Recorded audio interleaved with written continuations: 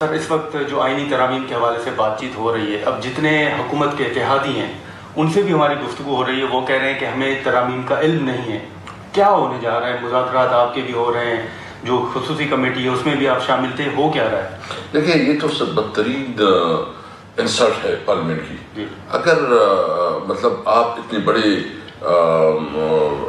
Amendments لا رہے ہیں، constitution amendment لا رہے ہیں، اور اس کے باوجود جو ہے نا آپ پارلیمنٹری کے ساتھ شیئر نہیں کرتے، تو اس کی مطلب اس سے یہ ہے کہ بس ایک نوٹیفیکیشن نکالو.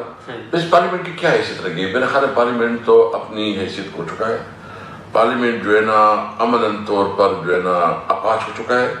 اور مجھے تو ابھی خود اس پارلیمنٹ میں بیٹھنا جو ہے نا مجھے اس پہ دکھ ہو رہا ہے، اور میں محسوس کر رہا ہوں کہ شاید ایسا کرائم ہو رہا ہے کہ جو ہمارے نسلوں کے اوپر جو ہے ایک بہت بڑا اس کی ریپرکشن ہوگی. آپ استعفے کا سوچ رہے ہیں؟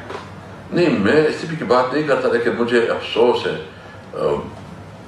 میں سمجھتا ہوں کہ اس قسم کے پارلیمنٹ میں جس میں نہ قانون، نہ قواعد، ضابطے، کسی کے اوپر عمل نہیں ہو رہا ہے. یعنی آج یہ قانون نہیں بلکہ یہ کنسٹیٹیوشن امینڈمنٹ ہو رہے ہیں، اور کنسٹیٹیوشن امینڈمنٹ جو ہے نا اتنے